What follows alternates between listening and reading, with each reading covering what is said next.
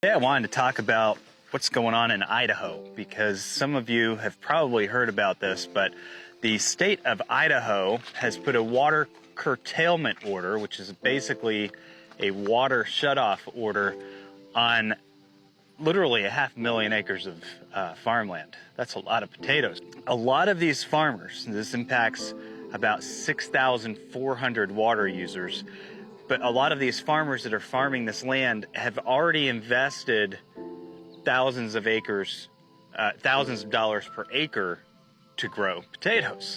Good morning, everyone. My name's Trevor Belknap. I operate a family farm, a fifth-generation family farm in the Snake River Valley of eastern Idaho.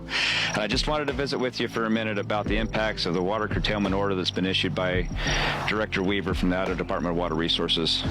The situation in which we find ourselves is about as bad as it gets. Not only will we be out of business, many other businesses will be highly impacted, and you, as my friends and neighbors, will also be impacted because we're so interconnected.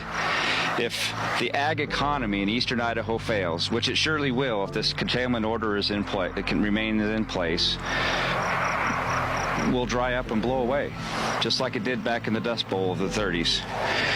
Banks will fail, equipment dealers, car dealers, gas stations, grocery stores, all rely on the ag economy that's here in eastern Idaho.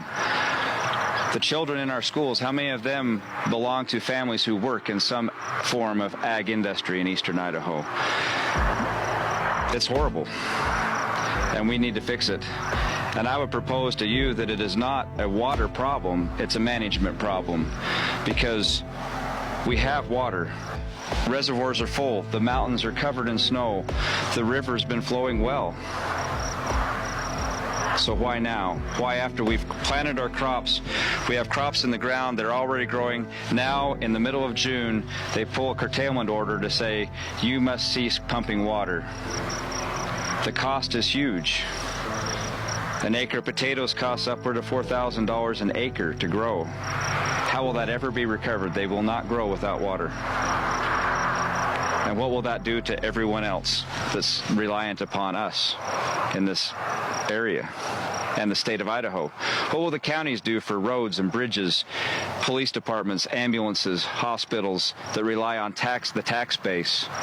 Property like this will become worthless. Without water, the land doesn't have any value here.